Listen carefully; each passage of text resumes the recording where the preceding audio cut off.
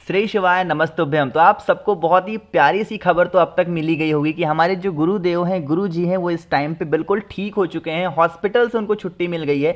लेकिन काफ़ी ज़्यादा लोग के मैसेज आए, कमेंट आए कि भैया अब गुरु जी ठीक तो हो गए हैं, तो अब उनकी हमें आगे की कथा कब सुनने को मिलेगी, कब हम टीवी पे या फिर सामने टू सामने हम उनको देख सकते हैं, फेस टू फेस उनसे मिल सकते हैं। तो इसी की बात इस पूरी वीडियो में हम लोग करेंगे कि आगे शिव महापुराण की कथा कब होने वाली है, 29 अप्रैल से होगी या 3 मई से होगी या फिर कब होगी, इसी की बात हम लोग करेंगे। ठीक है, तो वीडियो को स्टार्ट करने से पहले एक बहुत ही प्यारी सी जो फोटो है ना, वो हम लोग कई दिनों से इस चीज को देख रहे हैं, कल से, कि ये देखो गुरुजी जब उस टाइम पे सीहोर उतरे थे ना, क्या मतलब वो कितना सुंदर सा पल था जब हम लोगों ने इस टाइम पे गुरुजी को देखा था। आप लोगों में से किस किस लोगों को ये फोटो देख के बहुत खुशी मिली थी, एक बार नीचे कमेंट सेक्शन में बताइएगा, ठीक है ना।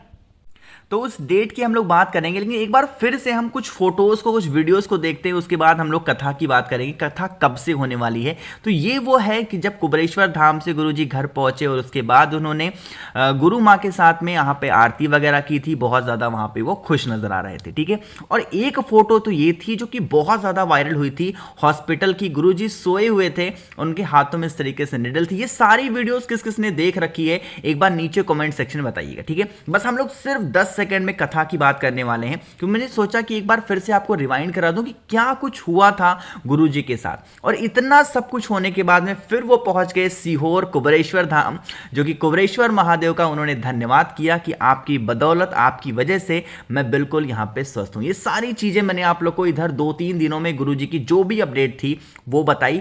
अब हम लोग बात कर लेते हैं कि कथा की क्या होगी। कथा की बात के लिए मुझे बहुत ज्यादा कंफ्यूजन था कि आप लोगों को कहां से मैं बताऊं। तो ये जो नंबर आप देख रहे हो, इन्हें कुबरेश्वर धाम का नंबर है, इसीलिए मैं नंबर मैंने छुपा नहीं रखा है। कल भी मैंने फोन मिलाया था, आज भी मैंने फोन मिलाया, लेकिन आज मैं रिकॉर्ड नहीं कर पाया, तो इसीलिए आज मैं नंबर सिर्फ शो कर रहा हूं।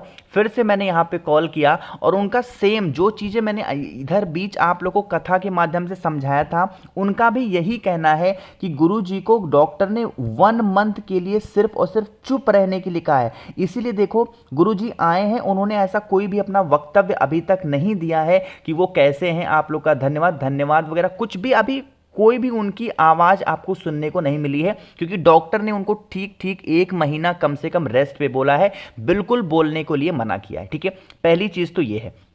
दूसरी चीज है, चोट गुरुजी को कब लगी थी? 29 को लगी थी, यानी कि 29 मार्च को लगी थी, और 1 महीना पूरा होता है 29 अप्रैल को, यानी कि अप्रैल की जितनी भी कथाएं होंगी वो कथा बिल्कुल कैंसिल होगी। लेकिन जो कथा गुरुजी की मई में होने वाली है, मई में होने वाली है, उसकी चांसेस 80% बन रहे हैं कि वो कथा गुरुजी मई में करेंगे ही करेंगे 100%, क्योंकि अब वो बिल्कुल स्वस्थ हो चुके हैं, उनके हाथों से ड्रिप निकल चुकी है, निडल निकल चुकी है, कोई भी ग्लूकोज नहीं चढ़ रहा है, कोई भी दवाएं नहीं चढ़ रही हैं, ना ही उन्हें कोई भी दवा खाने की सलाह दी गई है, सिर्फ और सिर्फ उन्हें चुप रहने की सलाह दी गई, क्योंकि प्रेशर उनके माइंड में ना पड़े। स्वेलिंग पूरी खत्म हो गई है गुरुजी के सर की, तो अब स्वेलिंग फिर से ना बढ़ जाए, इसीलिए अभी उन्हें 29 अप्रैल तक बिल्कुल से बिल्कुल शांत रहने के लिए कहा गया है। यानी कि 29 अप्रैल तक अभी कोई कथा नहीं होने वाली है, यानी कि जो कथा अभी छत्तीसगढ़ की होने वाली थी, महाराष्ट्र की होने वाली थी, वो कथा कैंसिल है। आगे की जितनी भी कथाएं होंगी उसमें चांसेस 80% बन रहे हैं कि वो कथाएं गुरुजी जरूर से जरूर करेंगे। ठीक है ना। तो देखो, जैसे ऐसी छोटी छोटी जानकारी मुझे मिलती रहती हैं कथा से रिलेटेड या फिर गुरुजी के स्वास्थ्य से संबंधित, वो सारी चीज़ें मैं कोशिश करता हूं आप लोगों तक बहुत ही जल्दी पहुंचा पाऊं। ठीक है, तो ऐसी बहुत मेहनत लगती है ऐसे कंटेंट को खोजने में, ऐसी वीडियोस को बनाने में, तो कम से कम इस मेहनत के लिए वीडियो को लाइक कर दिया करिए। और ऐसे बहुत सारी वीडियोज़ को और पाने के लिए नीचे कॉमेंट सेक्शन में आप कुछ भी पूछ सकते हैं। साथ ही साथ चैनल को सब्सक्राइब करिएगा ताकि इसकी नोटिफिकेशन आपको सबसे पहले मिल पाए। श्री शिवाय नमस्तुभ्यम।